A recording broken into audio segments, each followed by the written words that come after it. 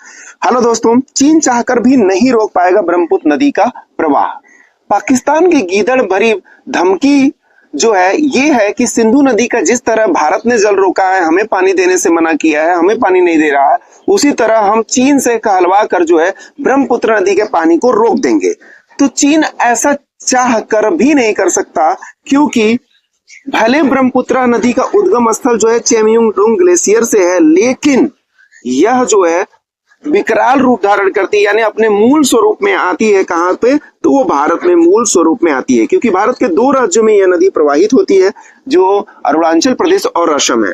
भारत में यह यांग्याप दर्रे से भारत में प्रवेश करती है, और प्रमुख सहायक जो नदियां हैं इसकी, वो भारत में ही उद्गम होने वाली नदियां हैं, कुछ नदियों को छोड़ के। जैसे कि आपका मानस नदी को छोड़ दीजिए, संकोश या गदाधर नदी को छोड़ दीजिए।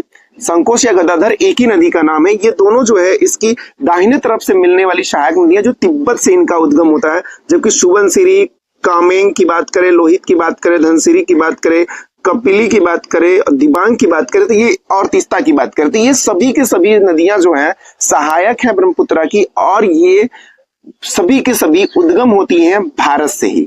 तो चाहकर भी चाइना कुछ नहीं कर सकता, क्योंकि इन सहायक नदियों का जल बराबर जो है ब्रह्मपुत्र नदी में आता रहेगा। ब्रह्मपुत्र नदी की कुल लंबाई की बात करें तो 2900 किलोमीटर है, जबकि चीन में इसकी लंबाई 1625 किलोमीटर है, भारत में 916 किलोमीटर तथा बांग्लादेश में 360 किलोमीटर लंबी है आपकी ब्रह्मपुत्र नदी। ब्रह्मपुत्र नदी की बात करें तो ब्रह्मपुत्र नदी जो है पद्मा बनती है गंगा के मिलने के बाद, वह मेघना बनती है मेघना के मिलने के बाद। तो बंगाल की खाड़ी में इसे मेघना कहते हैं, और जब पद्मा से मिलती है तो इसे जमुना कहते हैं, और बांग्लादेश में इसे जमुना कहते हैं। ब्रह्मपुत्र असम में कहते हैं, सियांग या दिहांग जो है इसे अरुणाचल प्रदेश में कहते हैं, यरलुंग या सांगपो इसे तिब्बत में कहते हैं।